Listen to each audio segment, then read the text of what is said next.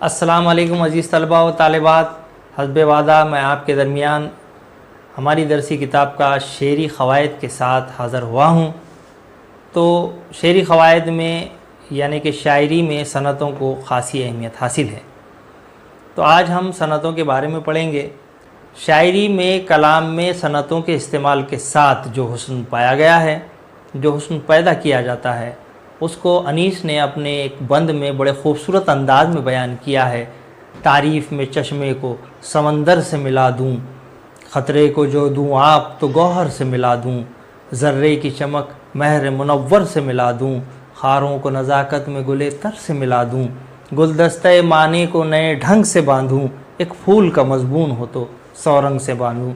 इस बंद के तहत हम समझ सकते हैं कि शायर ये तमाम चीज़ों को कितने खुश असलूबी के साथ नित नए तरीक़े से, नए रंग से, नए आहंग से और नए ढंग से बांधता है। उसी चीज़ को हम आज देखेंगे सनतों के ज़रिए। तो बच्चों, सनत क्या होती है, सनत का शायरी में किस तरह इस्तेमाल होता है और उसका इस्तेमाल होने के बाद शेर में, गज़ल में क्या नई और अनोखी बात पैदा होती है, जिसको पढ़ने के बाद या सुनने के बाद क़ारीन वाह कहते हैं, वो सनतें ही है। अजीज़ तलबा, कलाम में नुदरत यानी कि किसे कहेंगे, खूबसूरती को, खूबसूरती पैदा करना। सनत क्या कहलाता है? दरअसल सनत की तारीफ़ मैंने बोर्ड पर लिख रखी है कि कलाम में खूबसूरती पैदा करना यानी कि नुदरत पैदा करना, या कोई अछूती बात बयान करना या कहना, या कोई एक जाविया जिसे एंगल कहते हैं वो बयान करना, दरअसल जो है सनत कहलाता है। सनत जो है दरअसल ज़ाहिरी वो मानवी हुस्न पैदा करने का नाम है। ज़ाहिरी हुस्न भी होता है उसमें और माने के एतबार से भी हुस्न पैदा किया जाता है, उसको सनत कहते हैं। या खूबसूरती में इजाफ़ा हो, इसके दो अहम हिस्से हैं। सनत के दो बड़े और अहम हिस्से हैं, वो हैं सनाए लफ्ज़ी और सनाए मानवी। तो आज हम जो है सनाए लफ्ज़ी के तहत जो है अपनी बात को रखेंगे। इल्मुल बयान की वो तीसरी सनफ़ जिसे हम मजाज़ मुरसिल कहते हैं, वो क्या है, उसकी तारीफ़ क्या है, उसके बारे में मालूमात हासिल करेंगे। तो जब लफ्ज़ को उसके हकीकी माने के बजाय और किसी माने में इस्तेमाल किया जाए, या वो लफ्ज़ दूसरे मानों में इस्तेमाल होता हो और दोनों में यानी दोनों मानों में तशबीह के अलावा कोई और ताल्लुक़ हो, मजाज़ मुरसिल कहलाता है। अब अजीज़ तलबा, तशबीह के अलावा कोई और ताल्लुक़ हो यानी क्या? यानी कि किसी, जैसा कि हम कोई जुज़ कह रहे हैं, यानी कि जुज़ यानी कि टुकड़ा, और जुज़ को अगर हम पूरा कुल कहेंगे, यानी कि शायर जब अपनी शायरी में किसी जुज़ को कुल कहता है या कुल मुराद देता है, तो वो जो है तशबीह के अलावा का ताल्लुक़ होता है। उसी के साथ सबब को मुसब्बब कहना, मुसब्बब को सबब कहना, जुज़ को कुल कहना, माजी को मुस्तक़बिल या हाल कहना, या ज़र्फ़ को मज़रूफ़ कहना वग़ैरह, इसकी जो है कई किस्में हैं, लेकिन 4 किस्में हमारी दरसी किताब में दी गई हैं। वो 4 किस्मों में से पहली किस्म जो है, जुज़ को शायर कुल किस तरह कहता है, वो देखेंगे।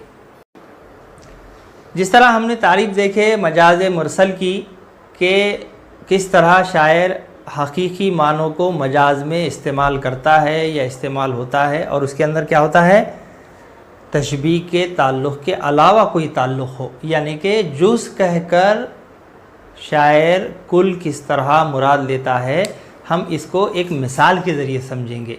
वो मिसाल मैंने बोर्ड पर लिखी है कि बूंद थमती नहीं है अब के साल, ये मीर का एक मशहूर शेर का मिसरा है, मैंने बोर्ड पर लिखा है।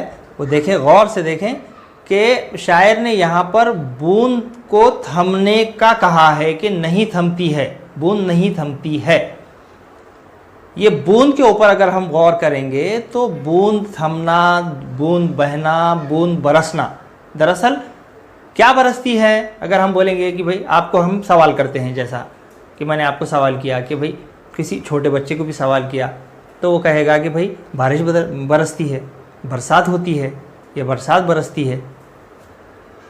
बूंद बरसती है, ये जो है एक जुज़ है, किसका? बारिश का। और शायर ने इसी ख़ास बात को यानी कि बूंद को बरसना कहा है। वो कैफियत है शायर की, तख़य्युलाती तौर पे हम तशरीह में जब देखेंगे कि भाई बूंद के बरसने को शायर ने क्यों कहा है, वो एक मुख्तलिफ बात है। लेकिन यहाँ पर जुज़ को कुल किस तरह लिया है वो काबिल दीद है और काबिल गौर बात है कि बूंद जो है नहीं बरसती बल्कि बारिश बरसती है। तो यहाँ पर बूंद जुज़ से मुराद कुल बारिश की है।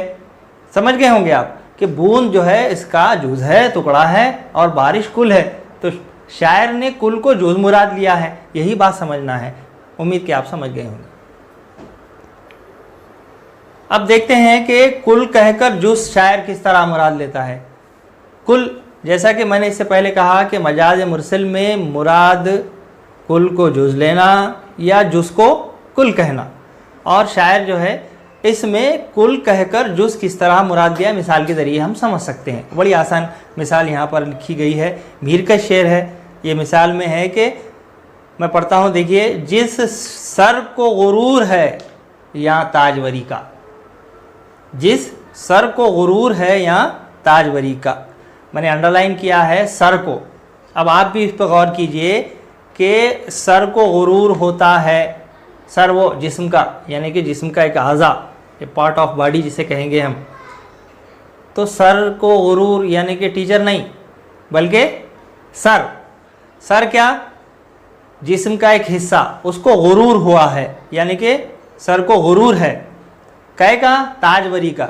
यहाँ पर हम समझ सकते हैं कि सर की जगह पे यानी कि यहाँ पर सर को जुज़ कहकर या सर वाले को, यानी कि सर वाला कौन होता है? आदमी होता है या कोई शख्स होता है। तो शायर ने यहाँ लफ्ज़ सर को, जुज़ को सर वाले यानी शख्स यानी कुल को इस्तेमाल किया है।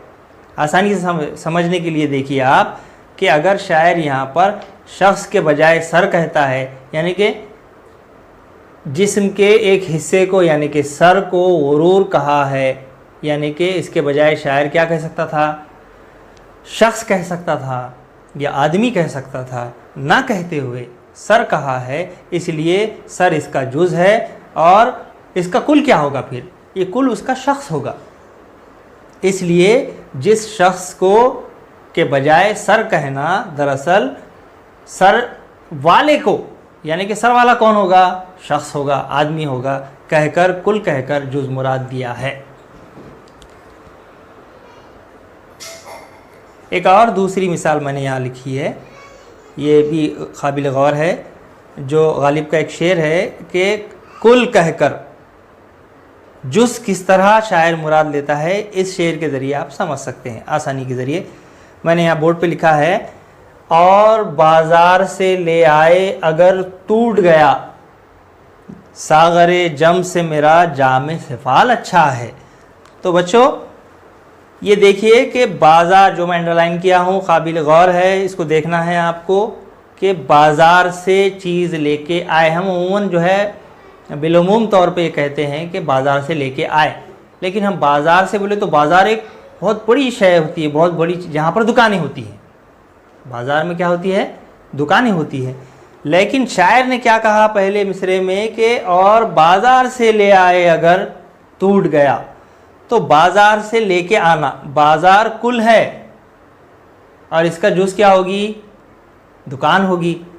बाज़ार में से लाई गई शय, यानी कि हम जो प्याला लेके आते हैं या कोई शय लेके आते हैं, चीज़ लेके आते हैं, गुलदस्ता लेके आते हैं, तो वो कहाँ से लाते हैं? बाज़ार की दुकान से लाते हैं। तो बाज़ार का जुज़ जो है वो क्या होगा? दुकान होगी। और शायर ने यहाँ पर जो है कुल को जुज़ कहा है। देखना हमको यही है कि शायर ने कुल कहकर जुज़ किस तरह मुराद दी है। तो आप आसानी से समझ सकते हैं कि बाज़ार से ले आए, बाज़ार से नहीं, कहाँ से लेके आए? दुकान से लेके आए। लेके आए कि नहीं? तो शायर ने यहाँ पर बाज़ार से ले आए अगर टूट गया, सागर जम से मेरा जामे सिफाल अच्छा है, मशहूर शेर है गालिब का। तो इसमें बाज़ार को कुल कहकर बाज़ार की दुकान को जुज़ मुराद ली है। इसके ज़रिए हम आसानी से बात समझ सकते हैं कि बाज़ार कुल है और बाज़ार की दुकान उसका जुज़ होगा। तो बच्चों जुज़ कहकर कुल मुराद लेना, कुल कहकर जुज़ मुराद लेना, ये आपने इतनी चीज़ों को तो समझ गए हैं। मिसरे में एक मिसरा दिया जाता है तो उसमें आपको जो है ये पहचानना होता है कि कुल की मुराद जुज़ किस तरह ली गई है या जुज़ की कुल किस तरह मुराद दी गई है, उसको अंडरलाइन करना पड़ेगा, उसका 1 नंबर दिया गया है। इसी तरीके से हम दूसरी मिसाल की तरफ चलते हैं। दूसरी मिसाल है सबब बोलकर मुसब्बब मुराद लेना, यानी कि वजह बोलकर वजह का सबब क्या है वो किस तरह शायर मुराद लेता है। बहुत आसान मिसाल है, यानी फ़िक्रा है। हमको आसान मिसालों के ज़रिए ही बात समझ में आती है, लिहाजा बहुत आसान मिसरा यहाँ पर तहरीर किया गया है, जैसा कि बादल खूब बरसा। इस पर गौर करो आप, पिछली मिसालों को भी जहन में रखिए आप, तो आपके बात समझ में आती है कि बादल खूब बरसा। गौर किए, क्या गौर किए? बादल बरसता है, पानी बरसता है। क्या बरसता है? आप बोलेंगे पानी बरसता है। एग्जैक्टली पानी बरसता है। तो जैसा कि बादल खूब बरसा, इसकी मुराद सबब बोलकर मुसब्बब लिया गया है। बादल आएंगे, घनघोर आएंगे, काले बादल होंगे, बादल अपनी जगह होंगे, उसमें से पानी निकलेगा और बरसेगा, है ना। तो शायर ने सबब बोलकर इस तरह मुराद लिया है कि बादल खूब बरसा। ये इसकी मिसाल है। हकीकत में अगर देखा जाए तो मैं लिखा नीचे तहरीर है कि हकीकी मानों में पानी बरसता है, बादल उसका मुसब्बब है। और सबब क्या है? सबब देखो इसका कि सबब बोला क्या? बादल। पानी का जिक्र नहीं है, तो हमको जो है समझ जाना ये बात है, यानी कि अंडरस्टूड जिसे कहेंगे हम, कि पानी बरसता है। इस तरह आपके बात समझ में आ गई होंगी कि सबब बोलकर मुसब्बब किस तरह मुराद लिया गया। उसी के ज़रिए हम आगे देखें तो बात समझ में आ जाती है दूसरी भी, कि शायर किस तरह मुसब्बब कहकर सबब मुराद लेता है। उसकी मिसाल दी गई है, देखो नीचे मैंने यहाँ लिखा है कि इस मकान में सूरज आ जाता है। अब जाहिर है कि भाई थोड़ा सोचने की, गौर व फिक्र करने की बात है। सूरज आ जाना घर में, और सूरज की रोशनी के बारे में आपको इल्म है कि सूरज अगर घर में आ गया तो क्या हशर हो जाएगा या अपना क्या हाल होगा। तो सूरज आएगा क्या? हम देखते हैं कि भाई हमारे घर के रोशनदानों से सूरज आ गया है, किसी ने कहा, या भाई कोई मुराद इस तरह लिया कि हमारे घर से, हमारे घर के रोशनदानों से या फिर हमारे जो है खिड़कियों से सूरज आता है। सूरज नहीं आता, क्या आता है? क्या आता है बोलिए? धूप आती है। तो शायर ने इस मकान में सूरज कहा है, तो सूरज की मुराद क्या लेंगे हम? धूप लेंगे ना भाई। तो सूरज मुसब्बब है, दरअसल घर में क्या आ जाती है, यहाँ लिखा है मैंने, गौर करने की बात है कि धूप आ जाती है, न कि सूरज आता है। इस तरह शायर ने जो है मुसब्बब को सबब कहा है और सबब को मुसब्बब। ये 2 मिसालों के ज़रिए हम बात समझ चुके हैं। तो बच्चों, हम मजाज मुरसल की तीसरी मिसाल, जो ज़र्फ़ कहकर मज़रूफ़ किस तरह मुराद ली जाती है, देखेंगे। तो मैं यहाँ पर लिखता हूँ, ज़र्फ़ कहकर मज़रूफ़ मुराद लेना। इससे पहले हमको ये बात ज़हनशी करना है कि मजाज मुरसल में दरअसल हकीकी मानों के बजाय लफ्ज़ को मजाज के तौर पे इस्तेमाल किया जाता है। अब यहाँ पर देखो, ये ज़र्फ़ है। ज़र्फ़ यानी कि ज़र्फ़ के माने होते हैं बर्तन के, और मज़रूफ़ यानी कि बर्तन में रखी हुई कोई शय या चीज़। तो इस बात को हम मिसाल के ज़रिए समझेंगे कि नहर बह रही है।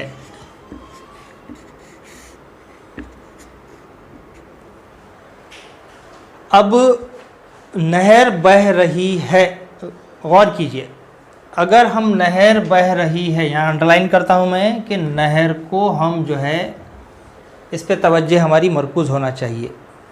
चूँकि मजाज मुरसल में हमको ज़र्फ़ कहकर मज़रूफ़ शायर किस तरह मुराद लेता है इसी को पहचानना होता है। तो शायर क्या कहा, दरअसल जो है नहर जो है वो इसकी मुराद दी गई है ज़र्फ़ से। कैसी मुराद दी गई है?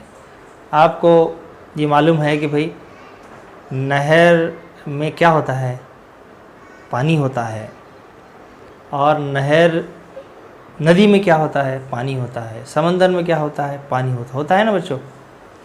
तो शायर ने पानी बह रहा है कि मुराद नहर बह रही है लिया है, यानी कि पानी क्या होगा इसका, फिर पानी होगा मज़रूफ़ होगा ना।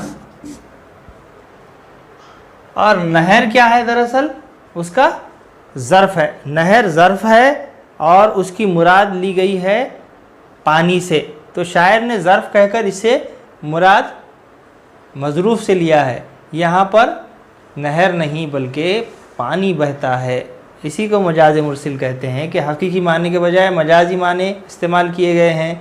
नहर ये क्या है, ये असल में जो है मज़रूफ़ है, यानी कि पानी नदी में रहता है, पानी समंदर में रहता है और दरिया में रहता है। बहरे-कैफ़ जो है किसी बर्तन में पानी होता है।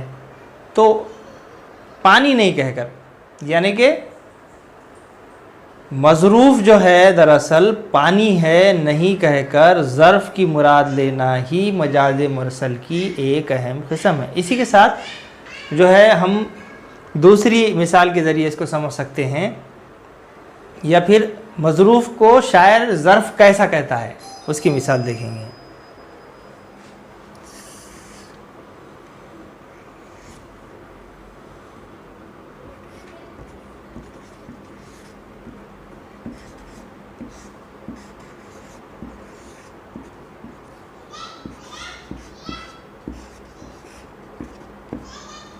देखो बच्चों, आप ऊपर मिसाल के ज़रिए बात समझ गए होंगे।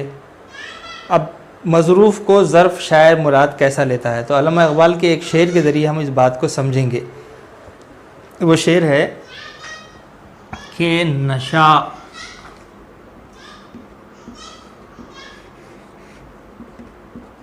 पिला के गिराना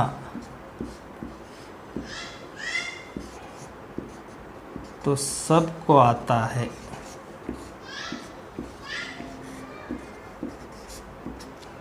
तब हमको गौर करना है इस बात पे। नशा पिला के, अमूमन लोग बातों में बोलते थे कि नशा पिया क्या।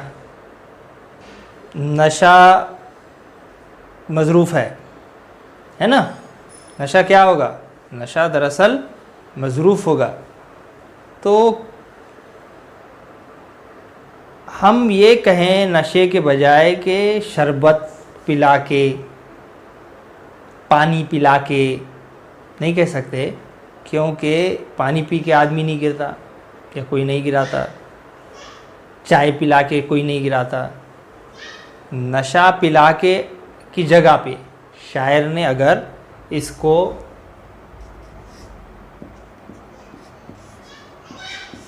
शराब लिया, यानी कि ये क्या है, किसी प्याले में, किसी बर्तन में होने वाली शय यानी कि शराब है, और असल में शराब का नशा होता है। तो नशा दरअसल मज़रूफ़ है। नशा क्या है, दरअसल मज़रूफ़ है। और इसका ज़र्फ़ क्या होगा, उसका ज़र्फ़ होगा शराब। तो यहाँ आप लिखा गया है, आप आसानी से समझ सकते हैं कि मज़रूफ़ को ज़र्फ़ मुराद किस तरह शायर ने लिया है। यानी कि इस मिसाल के ज़रिए हम समझ सकते हैं कि नशा पिला के गिराना तो सबको आता है।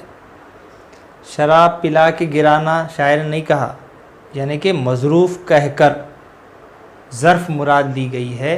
उम्मीद कि आप इन तमाम मिसालों को बखूबी समझ चुके होंगे। आइंदा हम जल्द ही शेरी क़वाइद के दूसरे हिस्से की तरफ के ज़रिए आपसे रूबरू होते हैं। तब तक के लिए हमें इजाज़त दीजिए। अल्लाह हाफ़िज़।